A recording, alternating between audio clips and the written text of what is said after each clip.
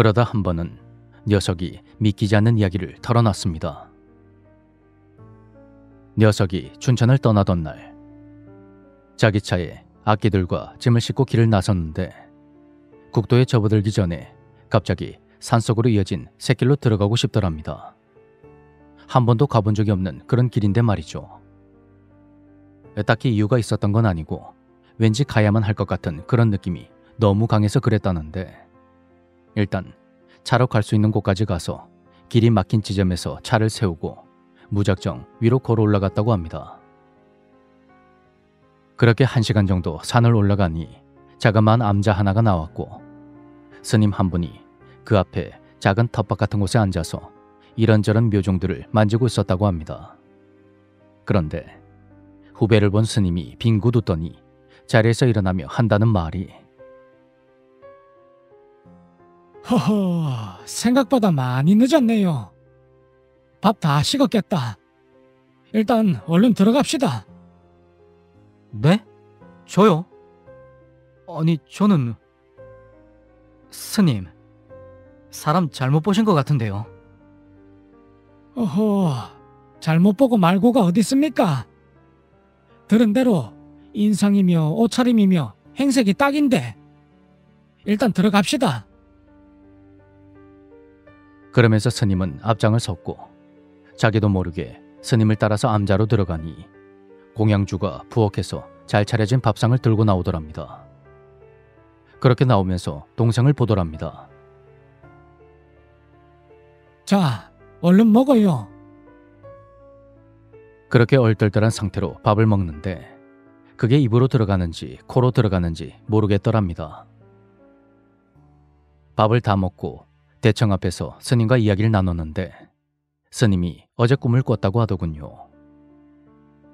꿈에 부처님이 나타나서는 내일 언제쯤 이렇게 생긴 아이가 암자를 찾아올 텐데 그간 많이 시달렸으니 잘 챙겨서 따뜻한 밥 지어 먹이고 그림 하나 들려서 보내라고 했답니다. 밥을 실컷 얻어먹고 스님과 한참 동안 대화를 나눈 후 서울에 도착해 스님이 줬던 족자를 펼쳐보니 그것은 호랑이 그림이었다고 합니다.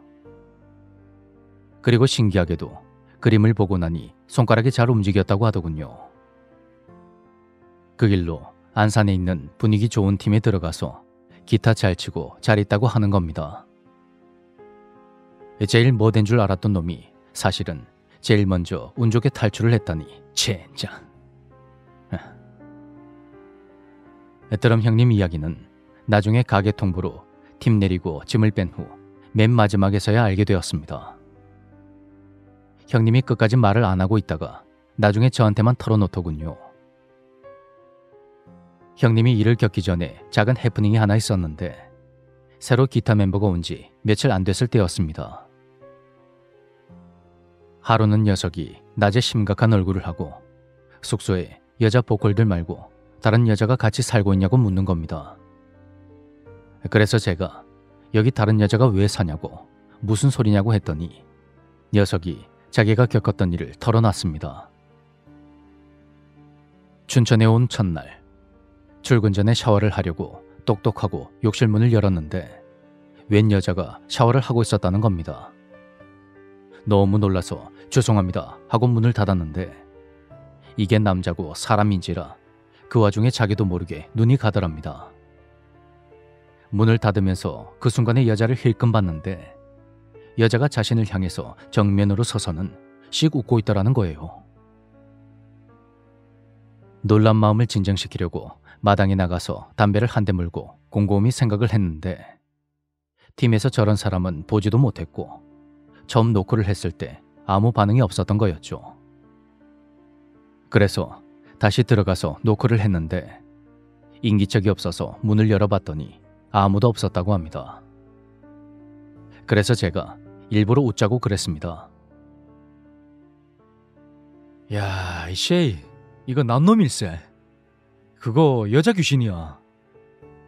야, 남들은 실체도 모르고 시달리는데 넌 오자마자 한 방에 본 거야. 야, 완전 난 놈이네 이거. 내가 여기 귀신 있다고 말했잖아. 야, 몸매가 어떻든? 그날은 그렇게 낄낄대며 웃고 넘어갔는데 그 집에 더 오래 있었으면 아마 그 녀석도 꽤나 시달렸을 겁니다. 새 멤버가 오고 얼마 되지 않아 녀석이 집을 옮기면서 그닥 오싹한 체험은 하지 못했거든요. 그 후로 시간이 흘러 우리는 업소를 그만두기로 하고 짐을 뺐습니다. 숙소에 있던 짐들은 미리 차에 실어놓고 마지막 무대를 마친 후 새벽에 악기들까지 다 실어서 서울로 올려보냈죠. 뒷정리까지 다 하고 나니 어느새 아침 9시였고 멤버들은 각자의 차를 타고 서울로 올라갔습니다.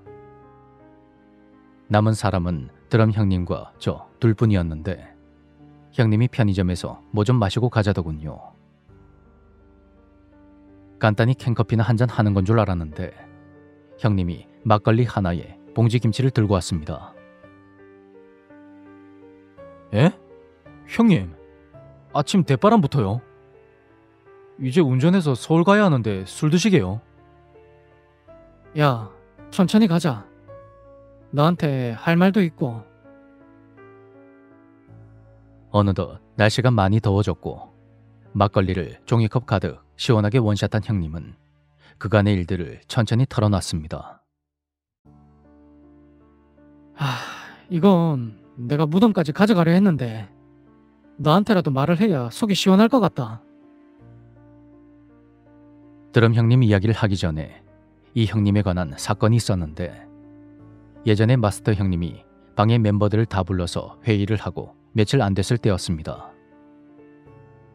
그때가 출근 전이었는데 다들 어디 갔는지 없고 숙소에 마스터 형님이랑 저랑 여자 보컬 한 명이 있었습니다.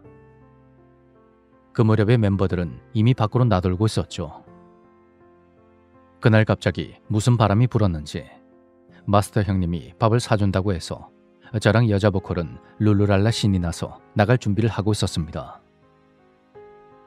그때 큰형님이 현관을 보더니 드럼 형님 신발이 있다며 방에 있는지 보라고 하더군요. 그때 마침 형님 방 앞에 있던 보컬레가 방문에 노크를 했는데 아무 대답이 없는 겁니다. 그래서 문을 열었는데 문을 열고 3초 뒤에 보컬이 깍하고 비명을 지르더니 두 손으로 얼굴을 감싸며 주저앉는 겁니다. 무슨 일인가 싶어 후다닥 뛰어가 보니 드럼 형님이 바지랑 속옷을 무릎 아래로 내리고 소중한 그곳이 꼿꼿이 서 있는 상태로 누워있는 겁니다. 형님은 눈이 해벌레 풀려 있었고 꼿꼿이 선 소중한 그곳은 열심히 국민체조를 하고 있었습니다. 왔다. 저도 남자지만 차마 못 보겠더군요.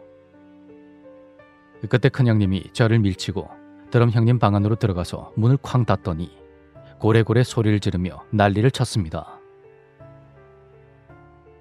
야, 이 미친놈아, 뭐 하는 거야? 빨리 옷 안 입어? 나한테 죽고 싶냐? 대충 그랬던 것 같습니다. 저에게도 정말 끔찍한 기억이었죠. 쉣. 큰형님은 저와 보컬을 불러다 앉혀놓고는 얘들아, 오늘 있었던 일 다른 애들한텐 비밀이다. 내가 쟤를 10년 넘게 데리고 있었지만 이런 일은 생전 처음이야. 이 집이 정상이 아니라 그런 거니까 니들이 이해 좀 해줘라. 알았지? 그렇게 당부했습니다. 저야 뭐 예전부터 드럼 형님이랑 친했고 보컬 나이도 털털한 성격에 드럼 형님의 인격을 잘 알고 있었으니 우리만의 비밀로 간직하고 넘어갔죠. 그런데 짐을 다 빼고 춘천을 떠날 무렵에서야 형님이 그날 일을 꺼내는 겁니다. 그날 나 그 귀신이랑 잠자리 했다. 예? 뭔 소리예요, 형님? 그날 방에 형님밖에 없었는데. 아, 형님. 그래도 남잔데 자기 위로하고 그럴 수도 있죠 뭐. 저도 이해합니다. 그게 아니야. 나 사실 발기부전이야. 그것 때문에 이혼한 거고. 예? 그럴 리가요. 그날 형님 아주 위풍당당하던데요. 장난 아니라고. 진짜 이상해. 그때부터 형님은 춘천에서 자신이 당한 일을 털어놓기 시작했습니다. 처음에 작은 방에서 원래 멤버인 기타랑 둘이 잘 때는 괜찮았는데 기타가 형님 코골이 때문에 방을 옮긴 그날부터 이상한 일이 일어났다는 겁니다. 잠을 자는데 웬 여자가 형님의 귀에 대고 자? 뭐야? 깜짝 놀라서 벌떡 일어나 방 안을 둘러보면 아무도 없고 다시 자려고 누우면 또다시 자?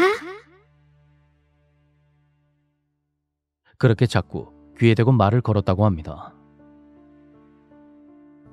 일어나. 나랑 놀자. 아저씨, 나 완전 이쁜데 보면 반할걸? 날이 갈수록 말이 점점 늘어났고 참다 못한 형님이 잠 좀 자게 그만 좀 괴롭히라고 그렇게 대답한 순간부터 대화가 시작되었습니다. 자지 말고 나랑 놀자. 근데 대화를 하면 할수록 너무 재밌어서 점점 빠져들더니 어느 날은 여자가 눈에 보이더랍니다. 어느 날 새벽에 형님이 옆으로 돌아누운 자세로 여자랑 대화를 하다가 눈을 확 떴는데 여자가 형님의 얼굴을 빤히 쳐다보고 있었다고 합니다. 나체 상태로 말이죠. 그렇게 형님은 태어나서 처음으로 마치 온몸에서 레이저 광선이 발사되는 듯한 극도의 쾌락을 느꼈다고 합니다. 하지만 그런 상황이 자꾸만 반복되니 어느 순간 뭔가 크게 잘못됐다 싶어서 낚시 도구를 챙겨들고 밖으로 나갔던 거였죠. 하지만 낚시에 집중하려 해도 머릿속은 온통 여자 귀신 생각뿐이었고 결국 형님은 제 발로 다시 그 방에 들어갔다고 합니다. 그 느낌을 도저히 떨쳐내지 못했던 거였죠. 그땐 이미 형님도 제정신이 아니었고 사람이 날마다 귀신에게 기가 빨리니까 밤마다 무대에서 졸고 다크서클이 배꼽까지 내려왔던 겁니다. 그제서야 형님의 이상한 행동들이 이해가 되었습니다. 아니 형님, 그럼 짐 뺄 때까지 그 여자랑 그랬던 거예요? 아니, 그건 아닌데. 그게 형님은 잠시 망설이더니 마지못해 입을 열었습니다. 하루는 그 여자가 형님한테 그러더랍니다. 오빠, 내가 날마다 오빠 즐겁게 해주는데 우리 그냥 결혼할까? 그 말을 듣는 순간 형님은 마음이 복잡해졌답니다. 아무래도 한번 이혼을 했던지라 결혼 생활에 대한 트라우마가 있었던 거였죠. 결혼은 좀 그거 안 좋은 거야. 그건 좀 그렇지. 그랬더니 여자가 얼굴을 싹 바꾸면서 형님을 노려봤는데 순간 형님은 속으로 이게 사람이 아니지 했다는 거예요. 그날 이후로 여자는 아무것도 안 하고 형님을 째려보면서 결혼 얘기만을 했고 형님도 슬슬 짜증이 나던 차에 업소 일을 그만두면서 갑자기 방을 뺐던 거죠. 와 형님, 죽다 살아난 거 아닙니까? 그럼 그 집에 그 여자가 항상 있었던 거네요. 집안에 항상. 그건 아니야. 가끔 우리 출근할 때 따라 나왔으니까. 무대에 같이 있거나 홀에 앉아 있거나 그랬어. 에? 오 마이. 그 말을 듣는데 등이 식은땀이 주르륵 흘렀습니다. 형님, 그럼 지금도 우리 따라 나온 거 아니에요? 글쎄, 안 보이는데. 안 따라왔겠지. 그건 나도 몰라. 그러면서 형님은 또다시 종이컵 가득 막걸리 한 잔을 원샷했습니다. 그 뒤로 이런저런 이야기를 하다가 술 다 깨고 나서 각자 집으로 돌아갔는데 그 후로 드럼 형님의 소식은 듣지 못했습니다. 춘천 일을 계기로 팀이 깨졌거든요. 저는 서울에 오자마자 팀을 옮겨버렸고 세월이 흐르면서 멤버들 연락처도 사라지면서 그렇게 흐지부지 마무리가 되었습니다. 사실 자잘한 일들이 꽤 많은데 그걸 다 얘기하긴 좀 그렇고 특히 기억에 남는 일들만 풀어봤습니다. 나중에 인천에서 우연히 춘천 숙소를 썼던 우리가 내려가기 바로 직전 팀의 그 멤버와 술자리를 가졌는데 전에 거기에 살았던 팀도 만만치 않게 당하고 나갔다고 하더군요. 업소 지배인은 숙소를 바꿔달라는 요구를 계속 무시했는데 여기서 재미있는 사실은 그 숙소가 원래는 업소 간부들의 숙소였다는 것입니다. 거기서 하도 시달리니까 간부들은 다른 숙소를 구해서 나가고 그 숙소를 밴드한테 줬던 거였죠. 물론 귀신 이야기는 쏙 빼고 말입니다. 아는 분들은 알겠지만 보통 음악 쪽 일을 하는 사람들은 평범한 사람보다 귀신을 훨씬 더 잘 봅니다. 영적인 주파수와 인간이 무대 위에서 뿜어내는 주파수가 그 영역이 겹쳐서 그렇단 말도 있더군요. 실제로 무대에서 일하는 사람들은 초자연적인 일을 많이 겪는 편이긴 합니다.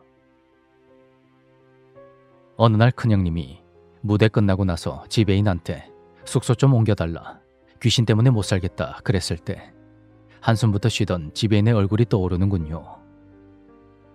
상식적으로 그런 말이 나오면 요즘 세상에 귀신이 어딨냐고 그래야 정상인데 말이죠.